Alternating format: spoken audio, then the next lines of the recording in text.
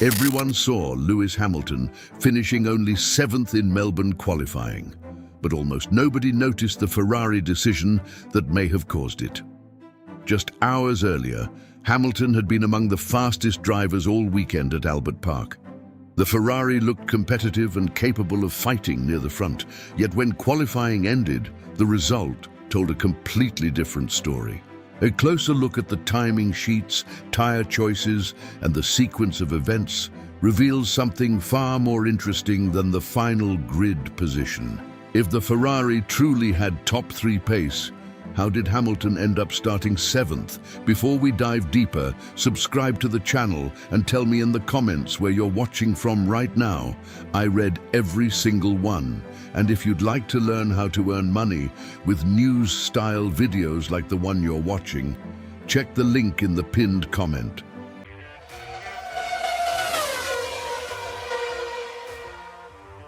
On Friday in Melbourne, something unexpected started to appear on the timing screens.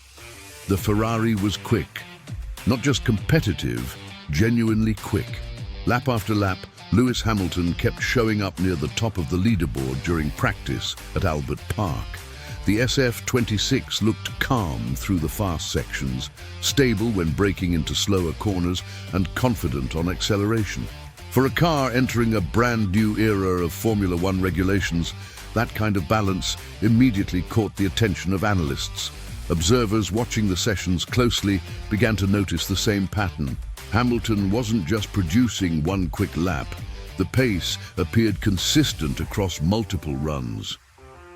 Commentators from outlets such as Sky Sports F1 and The Race pointed out that the Ferrari looked capable of challenging near the front rows of the grid.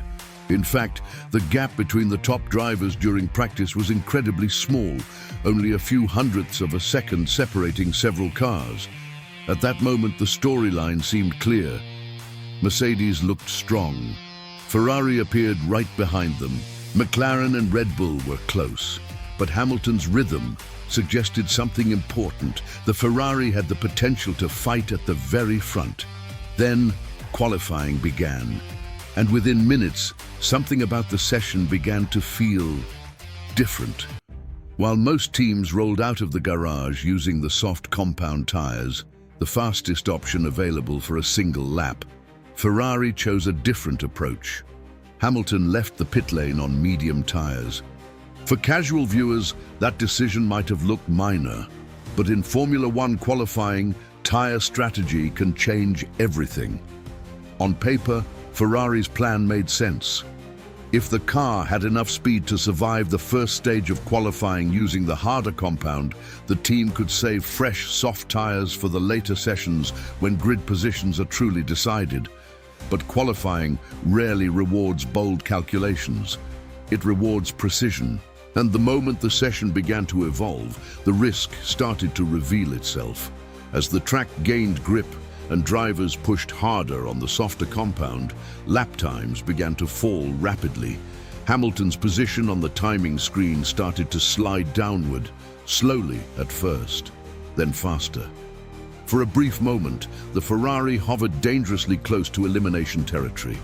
Hamilton managed to produce a strong lap and escape the danger zone, but the situation had already changed. By surviving the opening stage on medium tires, Ferrari had altered the balance of the entire qualifying session. Other teams still had fresh, soft tires waiting. Ferrari suddenly had fewer ideal options, and that difference became visible almost immediately in the next stage. During the second phase of qualifying, Hamilton briefly dropped deep into the order, momentarily appearing inside the elimination zone. The pressure increased instantly. Engineers reacted. Rivals improved their times. Hamilton responded with experience. A precise lap brought the Ferrari safely into the final session, but something important had already shifted. Because by the time the decisive laps arrived, Ferrari was no longer operating under the same conditions as the cars around them. The tire strategy had changed the balance of the session. When the final laps were completed, the result became official. Hamilton would start the race from 7th place on the grid. nearly a full second behind the pole lap delivered by George Russell. At first glance, the conclusion seemed obvious. Mercedes had dominated. Ferrari had fallen short.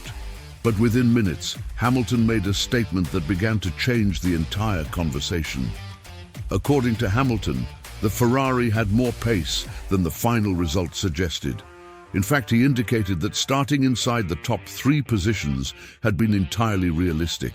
That comment immediately triggered a second wave of analysis inside the paddock, because when the timing data from Friday's sessions was examined again, something interesting appeared. The gap separating 3rd place and 7th place during qualifying was extremely small, only a few hundredths of a second.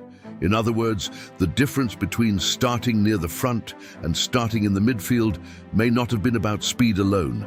It may have been about sequence, about tyre availability, about one decision made early in the session. And in Formula One, those decisions can reshape an entire weekend. That realization makes the Melbourne race even more intriguing, because long-run simulations from practice suggested that Ferrari's race pace could still be competitive. The SF-26 appeared stable over longer runs, and Hamilton has built his career on managing races with patience and precision. There is also another factor that could transform the entire race dynamic. Max Verstappen will be starting from the back of the grid following his qualifying incident. When a driver of that level begins a race from the rear, the entire field becomes unpredictable. Overtakes multiply, strategies evolve, safety cars become more likely. And in those moments of chaos, drivers starting in the middle of the grid suddenly find opportunity, which means Hamilton's 7th position might not tell the whole story. Because sometimes in Formula One, the most important moves happen after the lights go out. A bold strategy can backfire on Saturday and still create opportunity on Sunday. So the real question now becomes impossible to ignore. Did Ferrari simply miscalculate the risk of that qualifying gamble?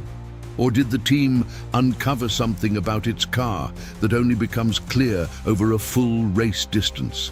And if the pace Hamilton saw in that Ferrari is truly there, could Melbourne become the moment where that hidden speed finally reveals itself? Let me know what you think.